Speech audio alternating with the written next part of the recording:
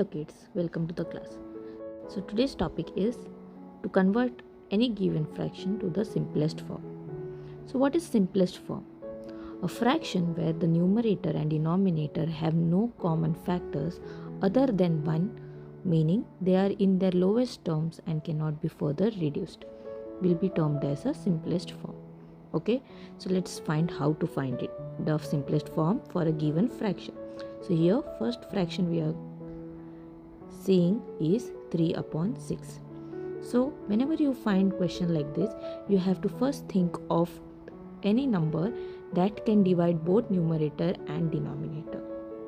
So here I'll first write the question 3 upon 6. So can you think of any number which can divide both numerator and denominator, that is 3 and 6?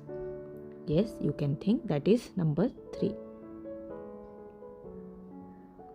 So when you divide both numerator and denominator by the same number, which over here is 3, then the answer you get is 1 upon 2. Now can you think of any number that can divide both 1 and 2? No. So the simplest form, or you can say the lowest form of 3 upon 6 is 1 upon 2. Let's take the another question, that is 17 upon 51.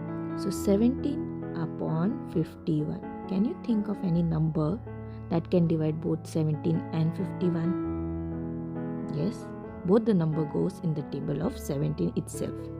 So let's divide both by 17. So when you do that, you get answer as 1 upon 3. So the lowest form of 17 upon 51 is 1 upon 3. Now here you have another number, that is 64 upon 144. Now this is little tricky. Okay, here you will find out that this number, both 64 and 144, is divisible by number 2, number 4, number 8, number 16. Okay, so you will be like confused with what number you have to divide. So normally I have seen that when you are in exam hall, you are under very much stress, and so you get confused about with which number to divide. So I'll suggest go with the lowest number. You can divide by 2. Okay, so I'll go with 2 so that you will understand what I'm talking about. Okay, so 64 divided by 2 gives you 32 upon 72. Now again this 2 number is divisible by 2. Again divided by 2.